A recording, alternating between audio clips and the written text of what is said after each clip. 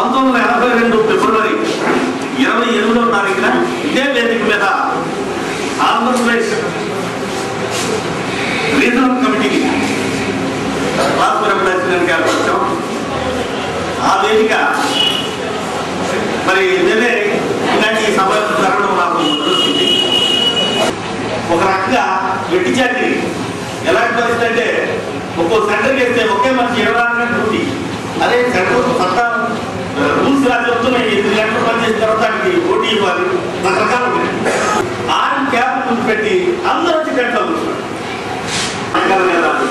అలాగే DM cabin DM messenger ఉంటాడు, వాడు క్లాస్ పెట్టాడు, సార్ కూడా మెసేంజర్ ఉంటాడు. ఈ క్లాస్ అందించి మా బాధ చెప్పుకుంటాం. అయితే ఆయన ఒకటే సలహా ఇచ్చాడు, పావులాటోడే ఉండాలి, మొస కొడుతూనే ఉండాలి. ఒకవేళ నువ్వు అవతల మేనేజ్మెంట్ కి కాపీ వేయాలని నువ్వు చూసే ఆ మనిషి చావాలి అంటే అంత విషయం నీ దగ్గర, అంత సంఘటిత శక్తి నీ దగ్గర ఉండాలి. గుర్తుపెట్టుకోవాలి. మహానుభావుడు గురువు గారు నేను ఇవాళ కూడా ఈ సందర్భంలో ఆయన థ్యాంక్స్ చెప్పుకోవాల్సిన అవసరం. నేను ఆ సూత్రాన్ని ఖచ్చితంగా పాటించాను. నేనేం చేసినా చేయకుండా నా